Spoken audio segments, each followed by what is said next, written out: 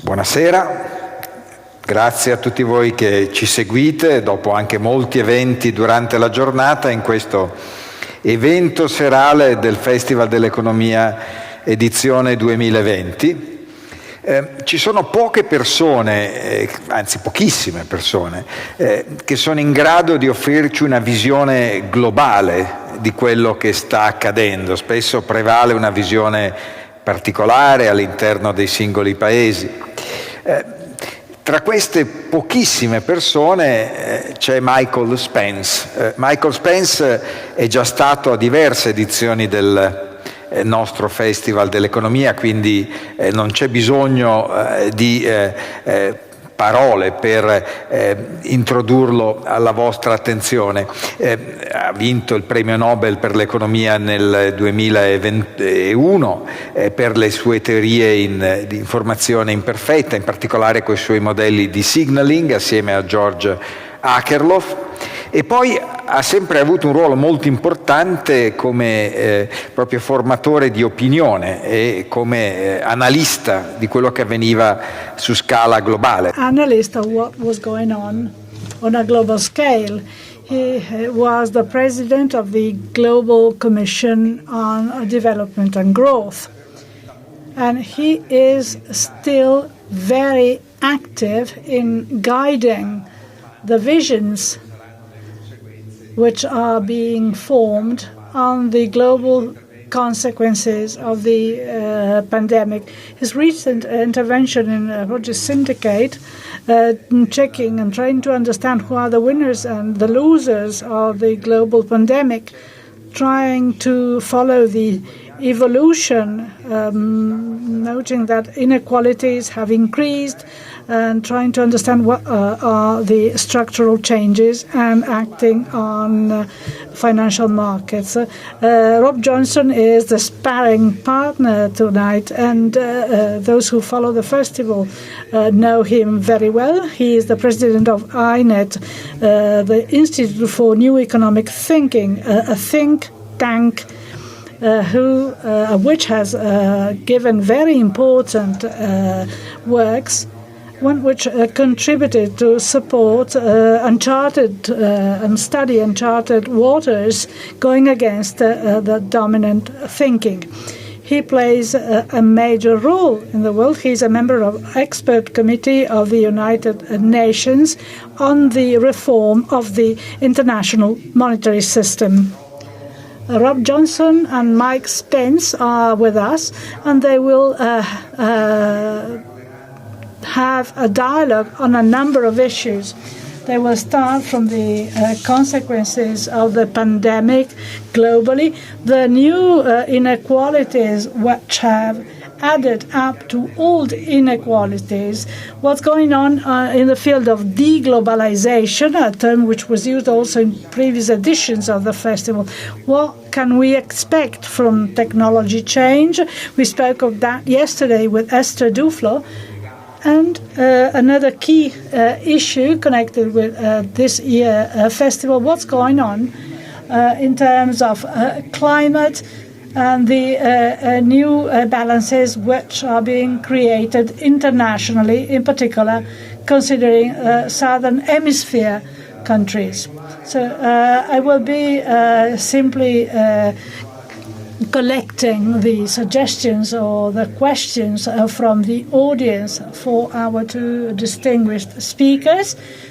We'll speak about for 30-35 minutes, and they are indeed available to take your questions, if any. So please send your questions. We will collect them, and we will propose some of these questions to our distinguished speakers. So that's it. I would like to give the floor to Rob Johnson to start this very interesting discussion. You have the floor. Well, thank you, Tito. As I was watching the introductory video and seeing the Opera House and thinking of years past where people like Mike Spence and yourself were on stage, I'm just always thrilled to be a part of the Trento Economic Festival. But I must underscore how unusual it is and how much I miss being there by quoting my colleague at INET and former chairman of the board, Adair Turner, who said, never in his life had he seen the words economics and festival tied together that made any sense until he came to Trento. So this is a beautiful experience. I look forward to, in the future, rejoining you in that opera house along with Mike and others. But today we're, how do you say, coping with the world that we have. And it's very, how do you say, we'll do our best. But thank you, Tito, for creating this forum and for shepherding it for all these years, including this day here today. What I'd like to focus on is INET has a commission. It's called the Commission on Global Economic Transformation. It's been at work for about 3.5 years.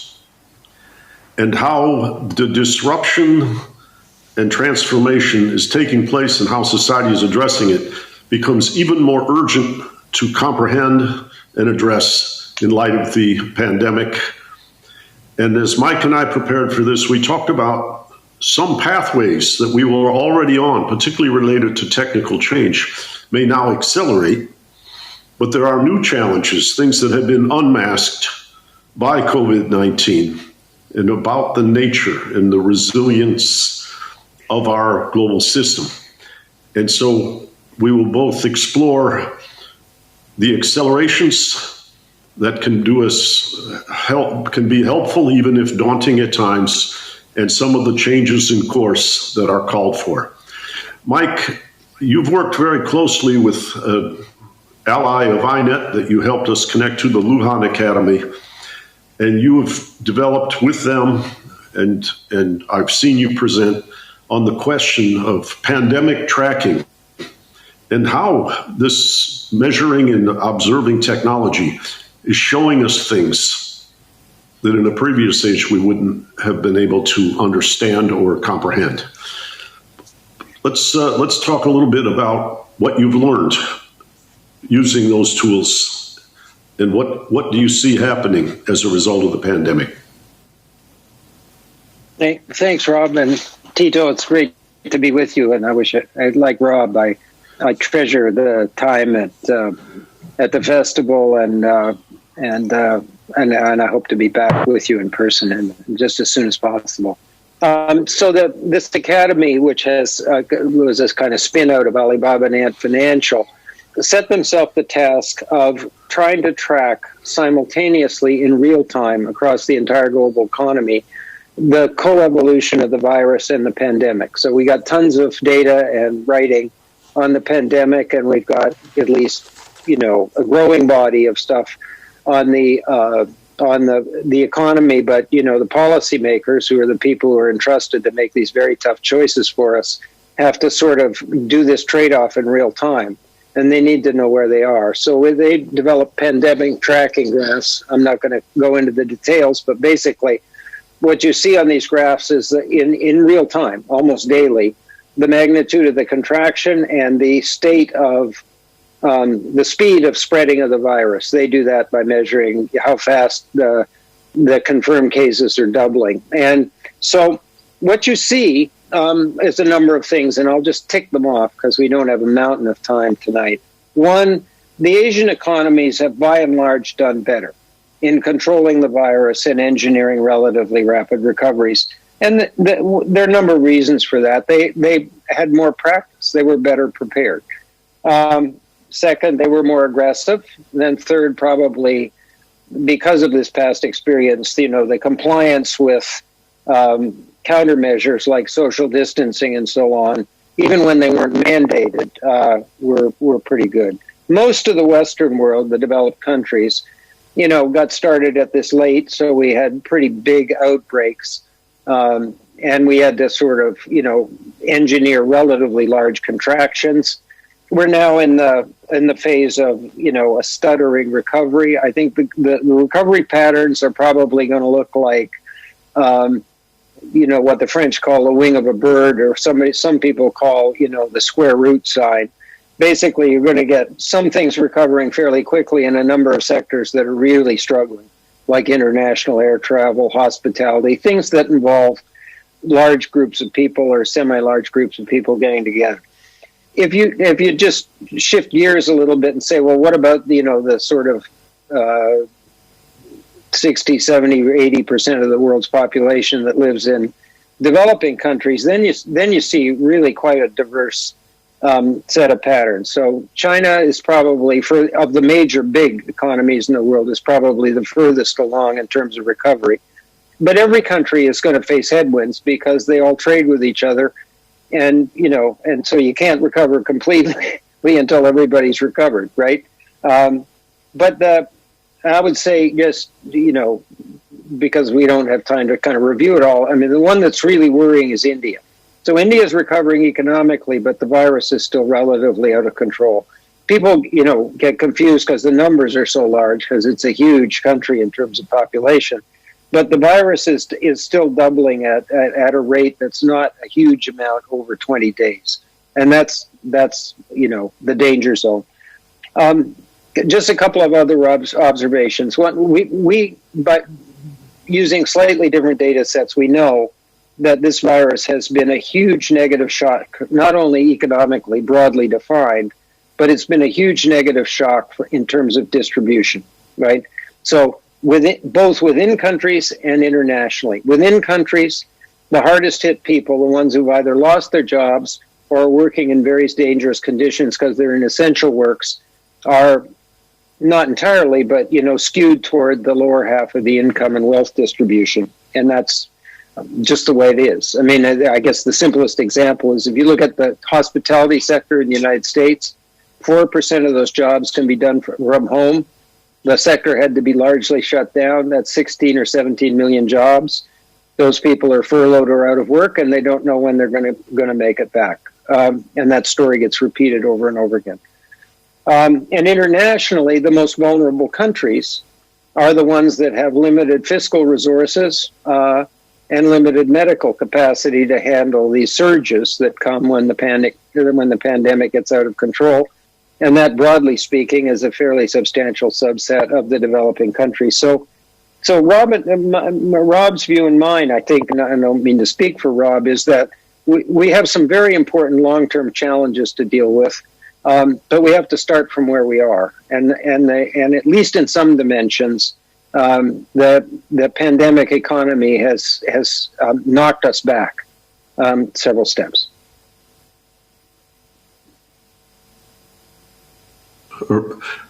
I'd also emphasize, Mike, that we are seeing a very interesting race or tension related to the formation of a vaccine.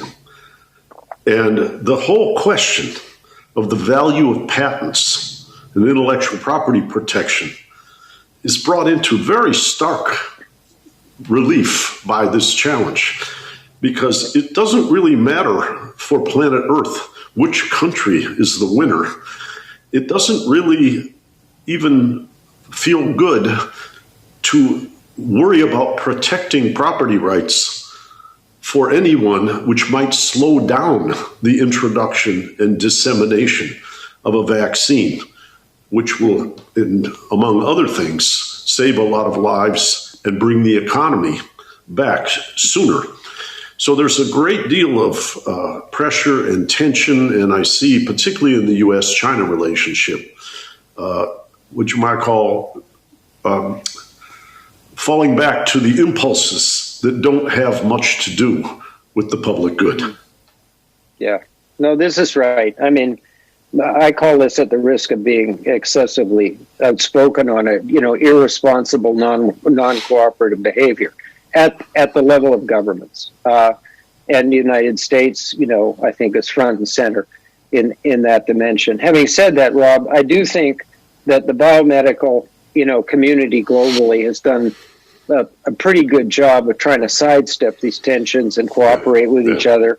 And so I think there's some hope that, this layer below the kind of national decision-making level will prevail to some extent. And then once we have therapeutics and viruses will come together somehow and try to make this mass produce it and make it available as fast as possible globally.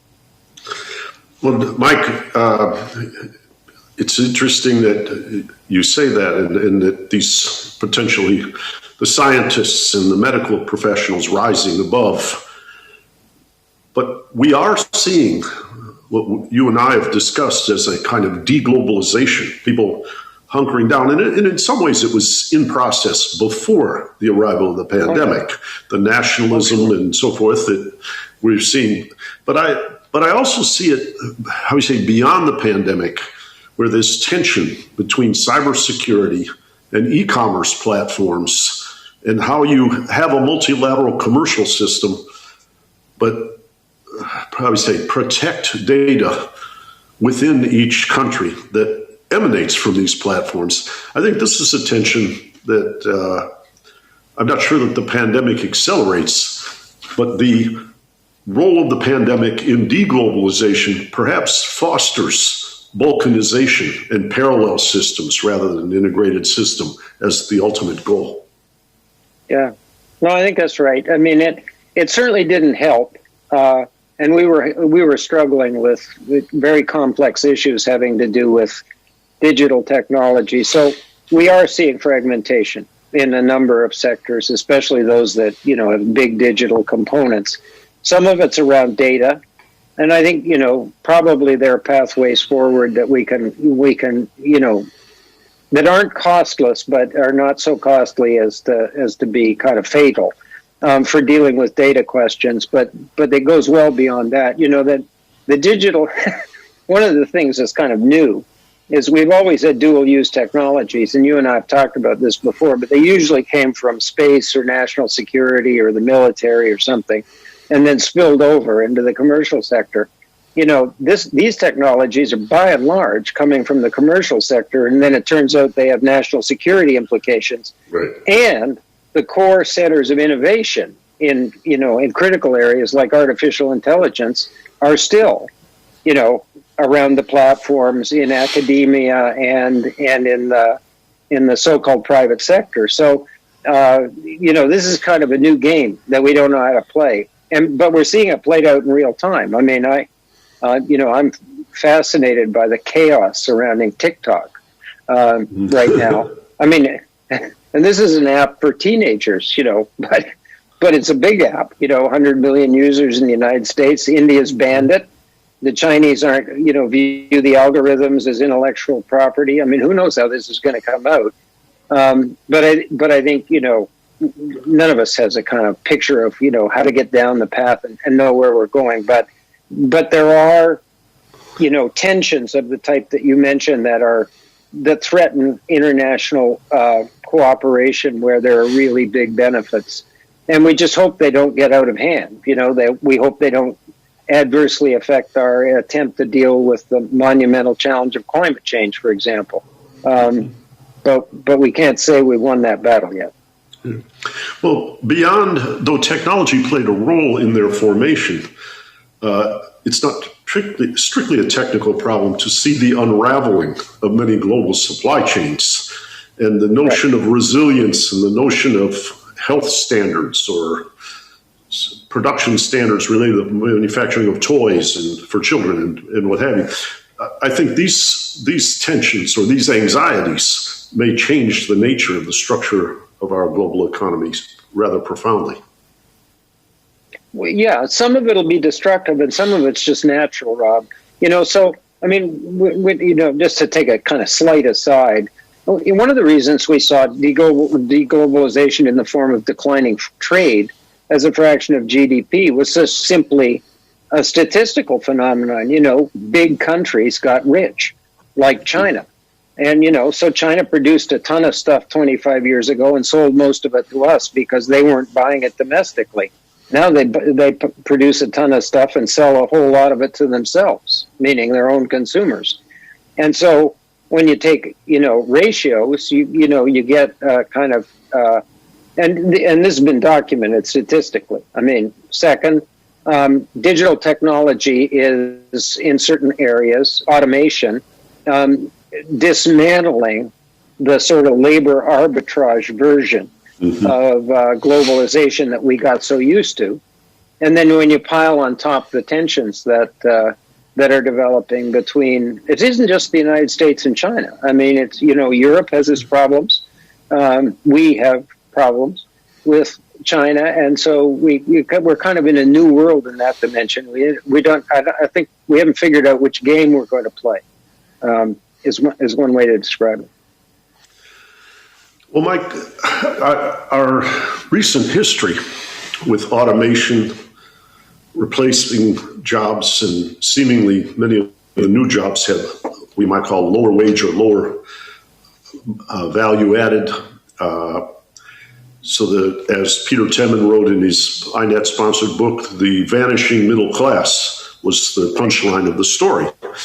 But I look now and I see a lot of us at home working with these tools. And this is an acceleration of which you might call the nature of work, the mode of work, different types of training. There can be frightening and daunting aspects of technology, but there are also some problems to solve that couldn't be solved without technology. Things like integration of markets in developing countries to bring them on stream. Yep. Broadening of education, particularly to the underserved regions of the world.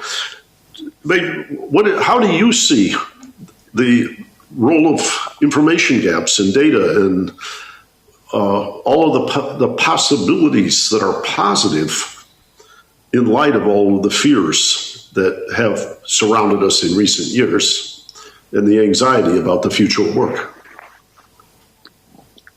Well, I think the future of work and that transition is a kind of serious issue, but it's kind of dominated the discussion, right? And so the flip side of that is I think there's a kind of a revolution underway, if I can risk exaggerating a little bit. Way back when George and Joe and I were thinking about and trying to understand the implications of informational gaps and asymmetries in markets, which are ubiquitous. What we're discovering is that with digital technology and 20 years of evolution and learning, that data is starting to close those gaps. Now, so for example, in China, there's an entity called MyBank, 30% owned by Ant Financial, that lends to small businesses with employees of 5 or fewer, kind of, itty-bitty enterprises. These are enterprises that have no collateral. They have virtually no track record in the non-digital world that they can rely on to establish their, trustworthiness or creditworthiness. They're basically, out on their own. They have kind of local networks like family and friends that help them get started. But when you take a big, elaborate e-commerce and mobile payments and fintech system and the data it generates, and then use that in benign ways, you can actually dramatically, inclusively expand the accessibility of markets, of services, of a whole lot of things. And there's a growing batch of studies of this. And when you stand back from it, you realize it's not just the economy. You can do the same thing in education, and there are more than one unicorn. There's more than one unicorn in the world that's doing exactly that in a variety of places, including India. It's also true of healthcare. There's lots of things in the world that we used to live in where remoteness is really costly. Like you're not near doctors, your primary care options are limited. Those gaps are being closed. And so I think it's the upside of this is really exciting.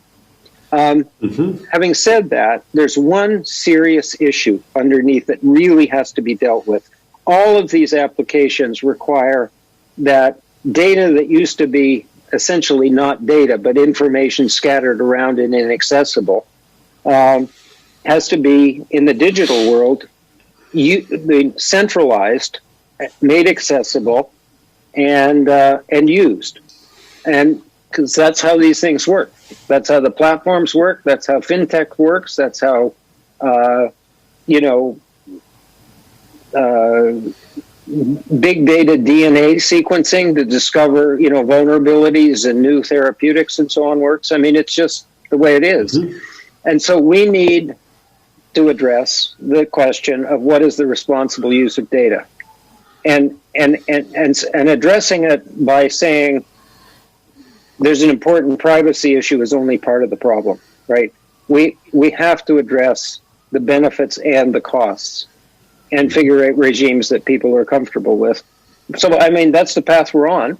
Yeah. The pandemic has made this clear because there's digital tools that you can use if you trust the people who have access to the data that materially affect the speed with which you can deal with the pandemic.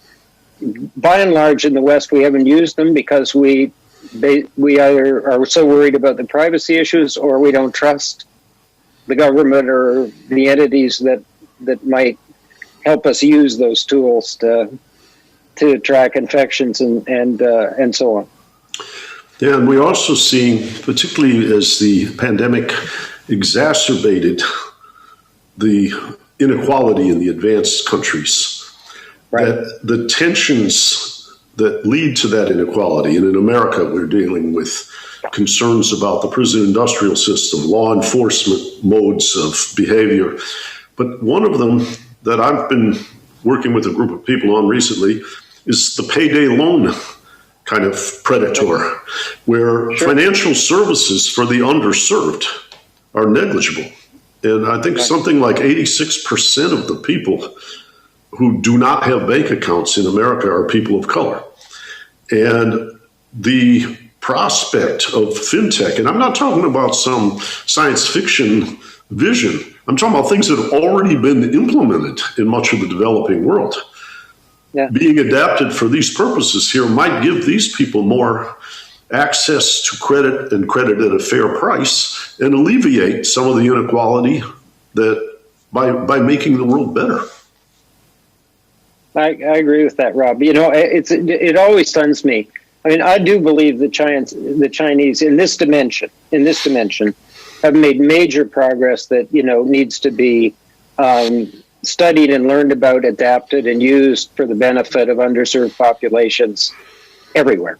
But there's just a huge bias, an obvious huge bias, against that. So I'm a little pessimistic about the speed of technology transfer. Having said that, there are serious entities in the United States that are using platforms to do mortgages. They're trying to get rid of the biases that are built into the old systems where humans look at somebody and say, well, that's a crappy zip code and I don't, and you're the wrong color. So we're not going to do that. So it's not as if there aren't a lot of good people trying, but I'll tell you one thing. It helps if you have trusted entities, with the right motivation. It helps enormously, if there are big piles of data to rely on. I mean, China isn't dominated by a monopoly in the payment system or even e-commerce, but almost everybody, has a mobile payment system, right? And not just on the platforms. I mean, for the whole consumer side of the economy.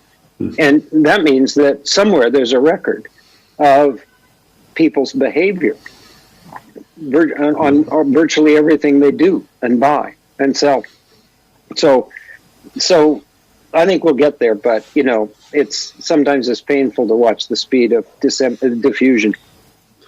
Yeah, though I think you mentioned earlier dissemination of education to the underserved. Well, that will collect data and so forth. Everybody in the world can get an Ivy League education now electronically, as long as they've got a cell phone and a mobile system. So I'm saying, Mike, is your fan base is going to go up tenfold. But in addition, Rob, you can use. There are again companies and very innovative ones using artificial intelligence to fine tune the education process. So that you kind of pick off, in a very intelligent way what the problems are for individual students, and then in real time, adjust the curriculum so that they don't get kind of left behind. This is a work in progress. They're going to get better and better at it, but it's really promising. And I think also in the skills translation area, it's a potentially powerful tool as well. Yeah, I'm working on one right now where a course which shows the genius of John Coltrane is being used to create respect among wealthy Caucasian children for their peers of color, because you can't listen to John Coltrane and not put him in the neighborhood with Mozart, Bach, Beethoven, or Paul McCartney.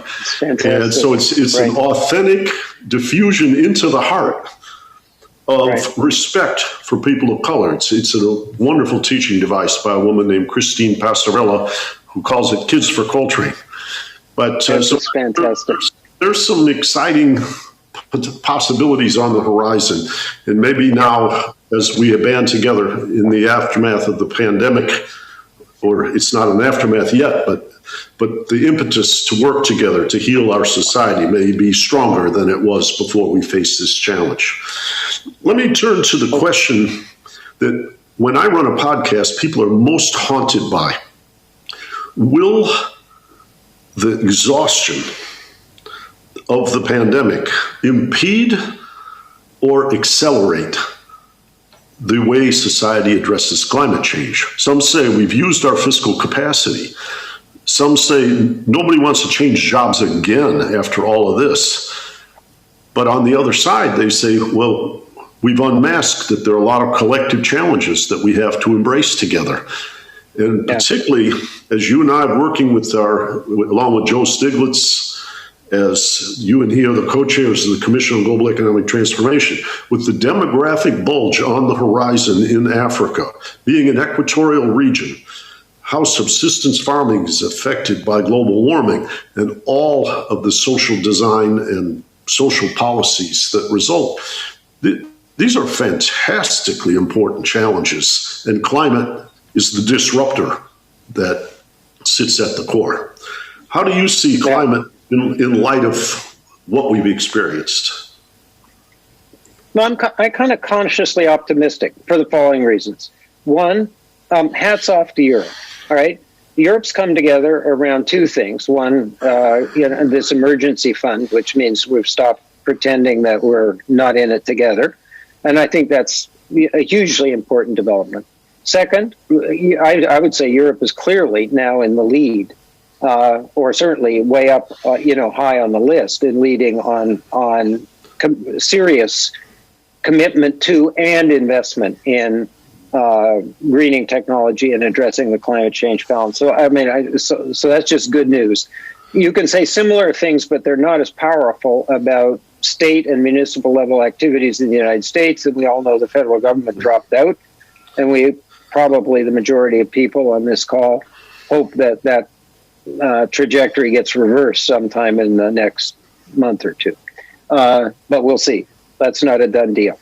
But in Africa, you've got two huge challenges, in a country that has, in a continent that has enormous potential. One, and you and I have talked about them both. And there's three. One, the pandemic is going to hit hard in the way we described before. So they've been knocked back, and they don't have the fiscal resources. Will probably have debt restructuring, that needs to be done, or defaults or some version of that. They don't have the medical capacity, so the health side of it, even if it may not be a disaster economically, is going to be some kind of disaster in humanitarian terms. So you got the pandemic. Then you've got this demographic bulge of the fertility rates. In many parts of Africa are just way higher than anywhere else.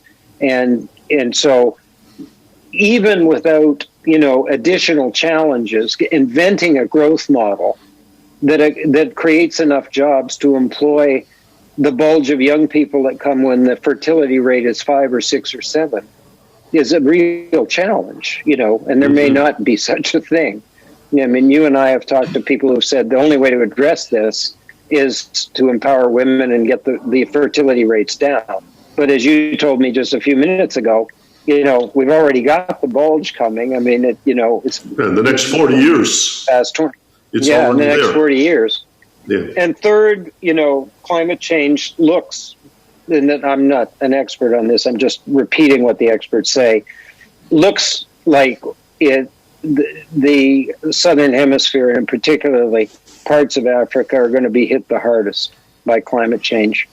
And so I would say in kind of human terms, you'd probably have to put this up near, it's easy to get engaged in all these tensions and this, that, and the other thing, but I think coming together internationally around climate change, support for African countries, support for really effective young leaders there to help them get the job they want to do done is to me top of the priority list.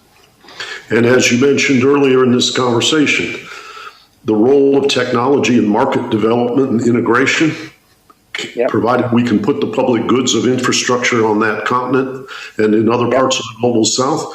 And secondly, yep, the dissemination of education to the underserved. If we're going to be moving to a knowledge-intensive economy straight away, not through manufacturing and infant industry protection, which we call the East Asian model, training young people in Africa, India, and other places can be helped by technology. Yeah. In that yep, in that diffusion of the yep various skills and what you might call awareness of governance and what a good-hearted society should look like. All of these things can be debated and reach every corner of the planet. Yeah, I think that's right, Robin. I think we're trying to go in that direction. There's a high-level UN panel co-chaired by Melinda Gates and Jack Ma that is highlighting this issue.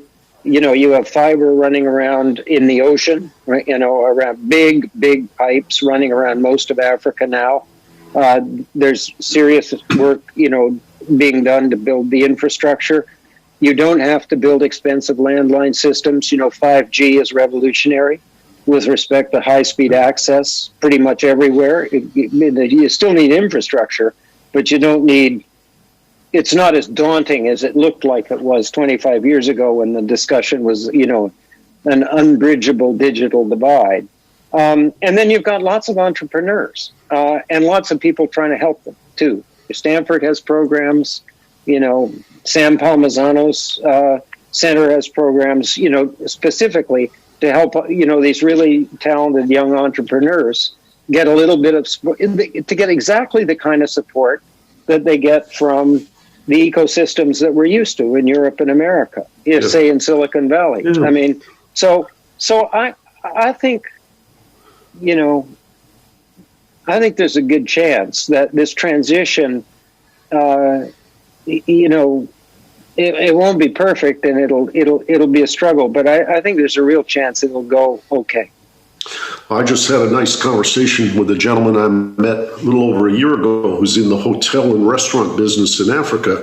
And he was very optimistic because he said in years past, you had to take young people to Europe or Canada or the United States to train and then bring them back. Whereas now with remote education, it might be possible to keep the workforce nearby and get them high quality training in what it means to be a gifted and earnest service employee.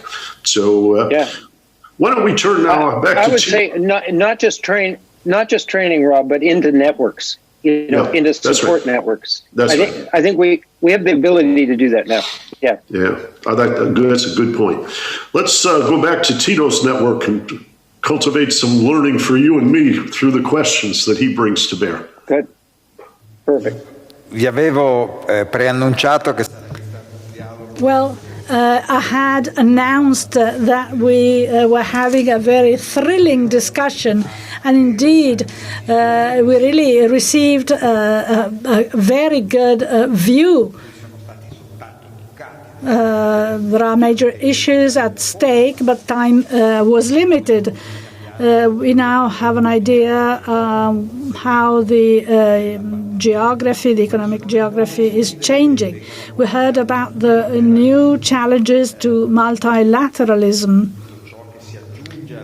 and the new challenges adding up to old challenges. We heard about the trends going on a global scale. We heard about what is changing in terms of information gap. Mike Spence, as I said at the beginning, received the Nobel Prize for his work on information asymmetries. He is working with Hacker, and the availability of data is such that we have filled many of the information gaps of the past. Unfortunately, having a lot of information is not necessarily better than having scanty information, because we need to be able to process and analyze the information we have, and not all have the necessary tools to do that. We heard about the inequalities within individual countries, problems of cash flow and credits that many companies have, and how we can work on that. I'm sure there will be questions on the role that governments have in facing these new inequalities and the problems that the different industries might have in the future. They also talked about climate change. It has been clearly stated that there are global changes and very diversified effects, and the southern hemisphere is the one which will suffer most from climate change, so we have to pay attention to that part of the world. There are many topics at stake. I'm sure that we'll receive the questions. They have not yet arrived, but I take the opportunity while we are waiting for the questions to ask a question to our distinguished speakers. Tomorrow, we will meet virtually the Prime Minister of Italy, Mr. Giuseppe Conte. The Italian government is doing a major effort to fully use the great opportunity, as Michael said, from the next EU Generation Fund. If you were to give a piece of advice, so far the Italian government just asked the different ministries and departments in Italy to formulate some projects to use this huge amount of money, some of that is in the form of grants, which Italy will receive in the next 5 years. So the different administrations were asked to offer different projects, and many were received. And the Italian government is finding it difficult to define the priorities. What is the direction to follow? Where are investments to be made? If you were to give a piece of advice to our Prime Minister, who will visit us tomorrow virtually, and how to use this huge amount of money, what would you say?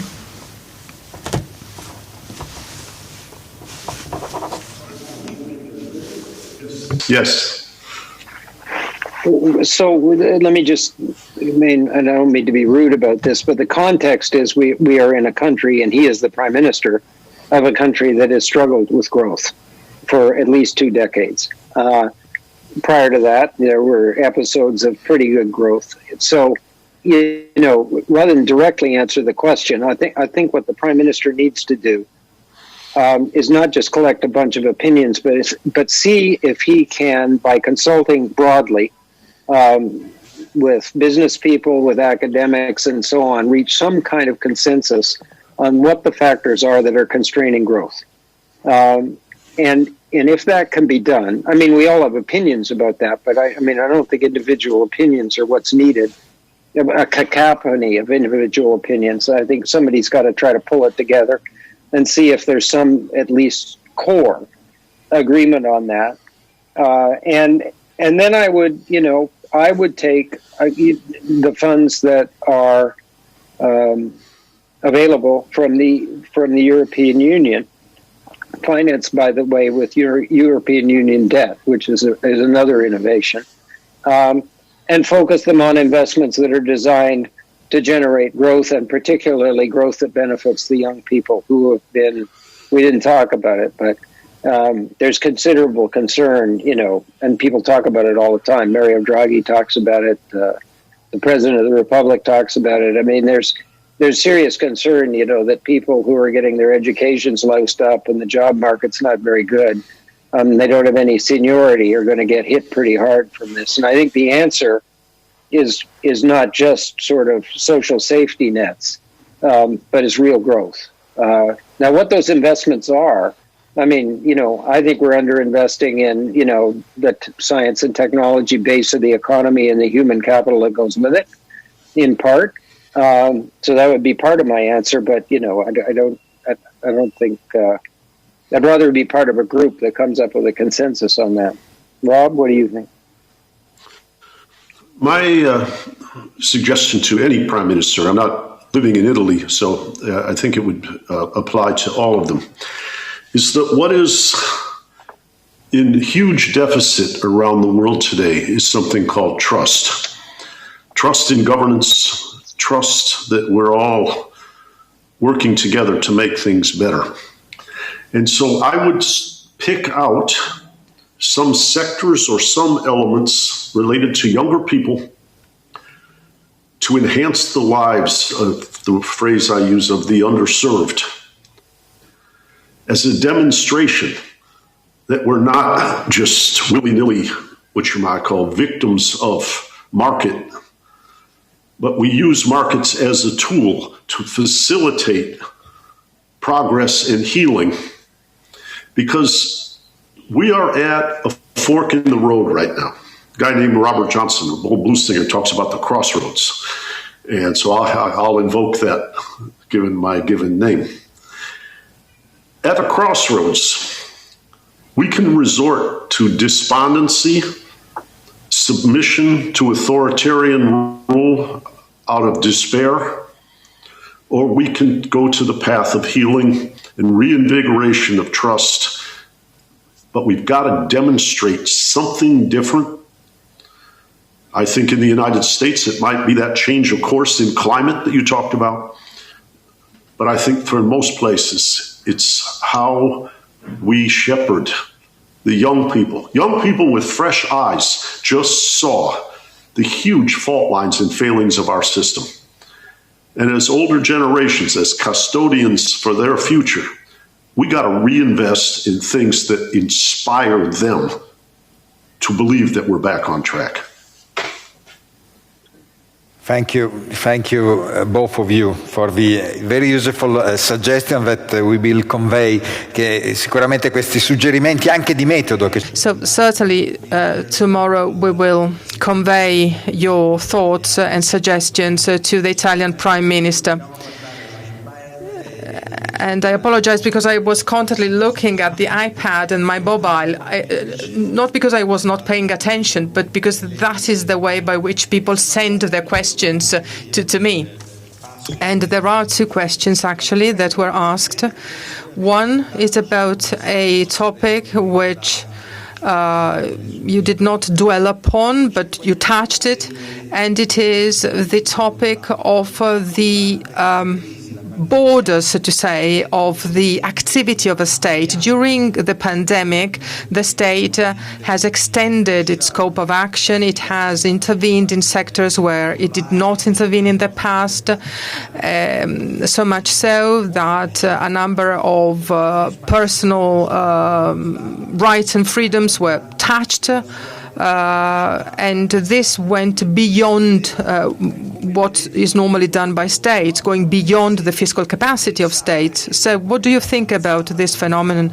Do you think that in the next years the state will have to have a low profile, to keep a low profile, so to say, after having done so much? And then there is a second question about closing information gaps that Michael mentioned extensively. So do you believe that the closing of the information gaps will be accompanied by a better capability of using the vastness of information that are by now accessible on the web and through big data. So do you think actually that there is the capability of using information well, or is it too much information that we have and that is worse than no information at all? So these are the two questions. I don't know who wishes to answer. The first question was about the scope of activity of the state, the size of the state, and the second question, information gaps. So are we closing the information gaps? Will they be closed?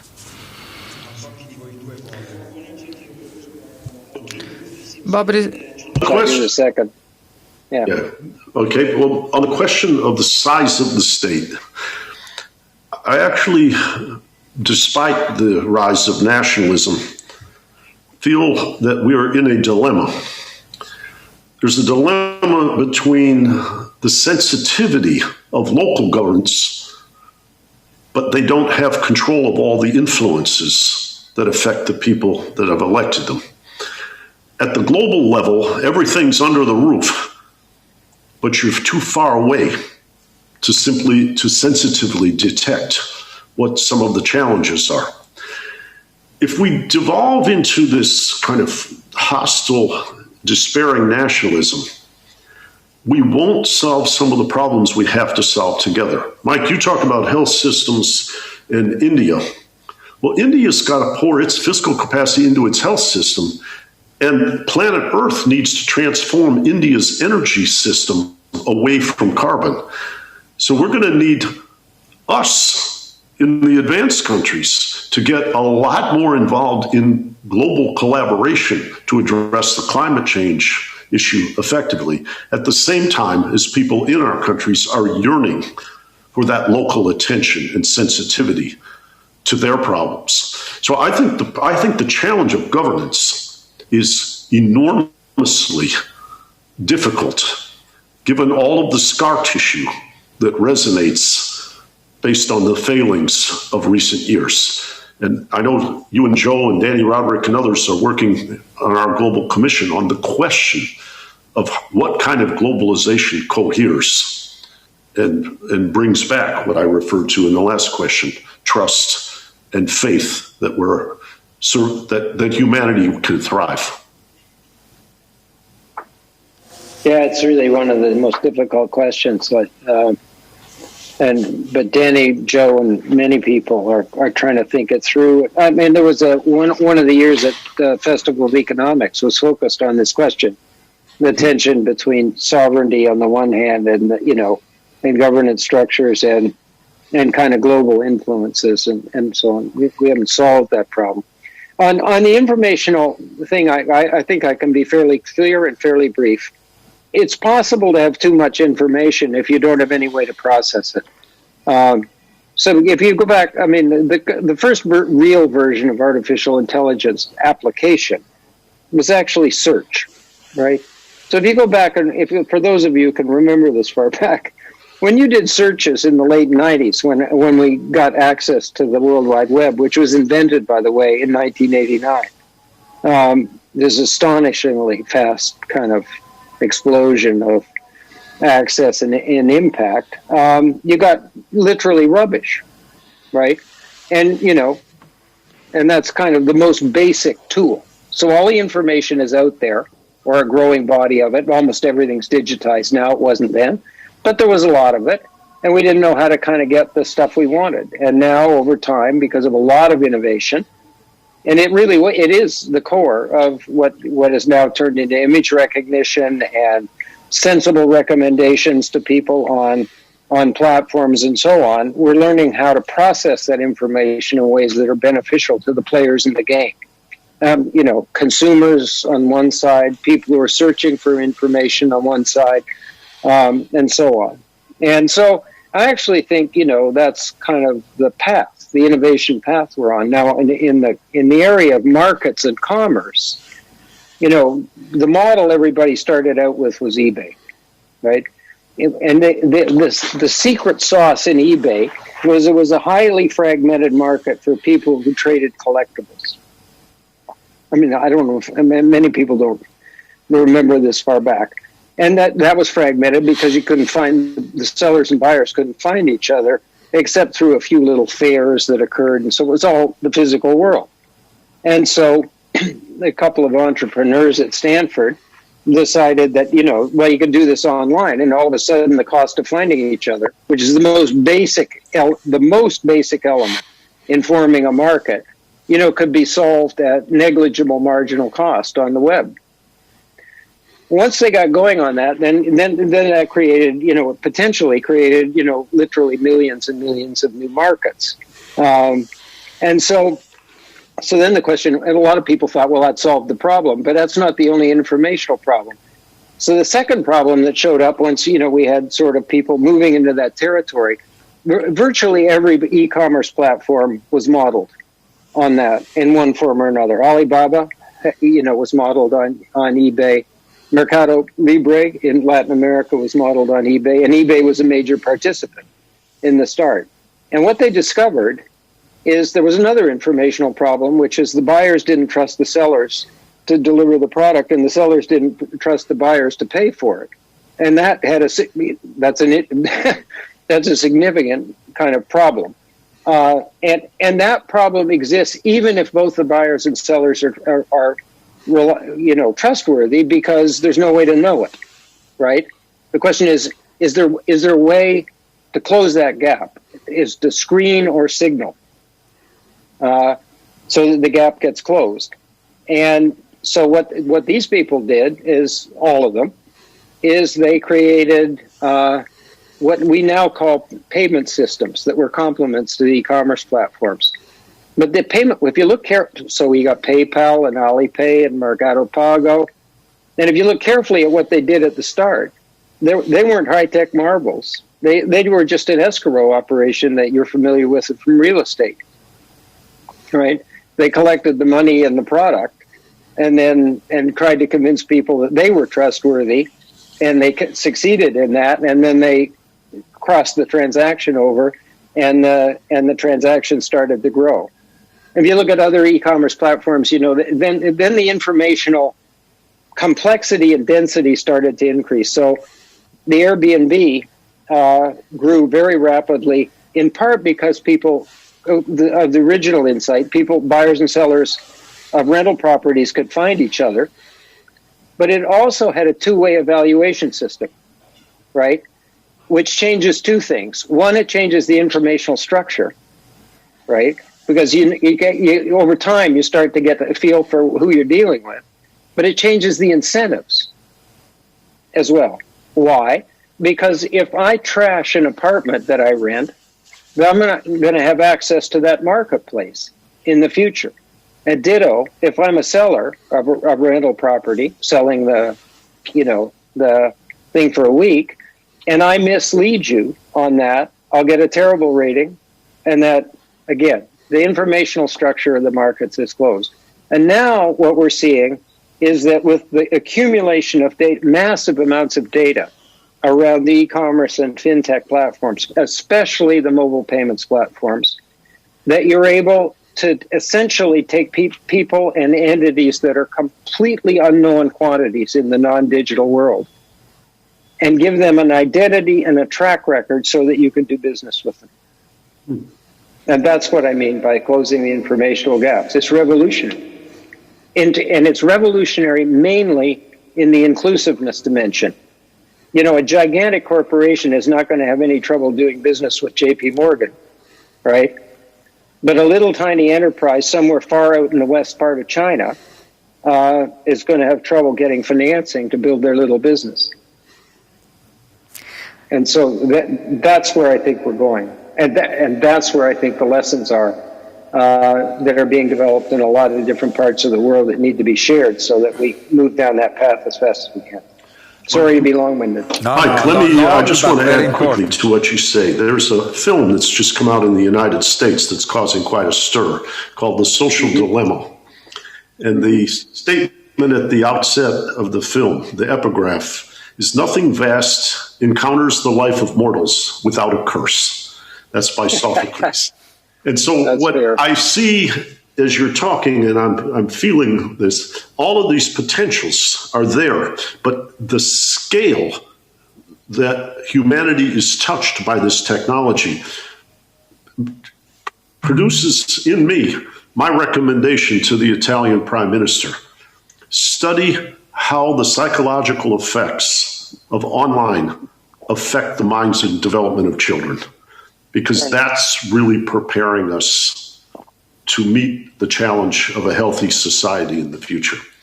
And I think there are potential curses and tremendous potential possibilities standing side by side with regard to the continued expansion of digital commerce and learning and what have you. Grazie per queste vostre... I'm sorry, go ahead, Tito. I was just going to say there's lots of downsides. If we mismanage the data, we'll never get there. You know, if we screw up, you know, people's minds, the young people's minds, we'll never get there. If we don't regulate it properly, we'll get this P2P lending fiasco that we saw in China, where they basically had to shut the whole sector down. So there's going to be lots of experiments and mistakes as we go through this. This isn't an exercise in perfection at all. Go ahead, Peter. But it's got to be laced with ethics. It's got to be underpinned by a sense of ethics. Ahimè, stiamo per finire. Well, I'm sorry, time is nearly over. Thank you very much for the complete answers. And there are two important questions. Please be brief. I know that this is very difficult, but my first question concerns the fact that distance learning is feasible. Ivy League is, available all over the world. Do you think that distance learning is really possible? A second question is labor organization. Do you think that in the future we will all work remotely?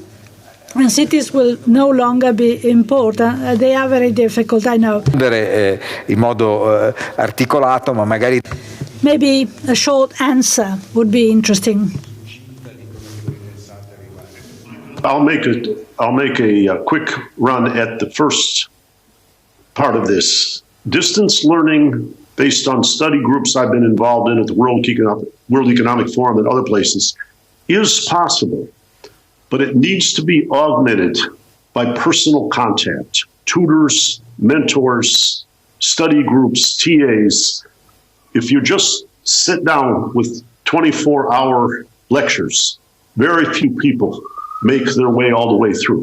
So human connection that augments the underlying curriculum is necessary to give guidance, give support, and give inspiration so that remote learning can reach its potential. Yeah, I agree with that, Tito. I mean, it seems to me the pandemic economy forced us into using digital technology as a substitute for sort of in-person learning, but its natural role is as a complement. That is, it augments rather than replaces. And I think that's true at all levels. I mean, I haven't heard anybody say that, you know, kids who are 12 and 13 years old are going to do fine in online education. You know, maybe it's different with a different level if we had more time.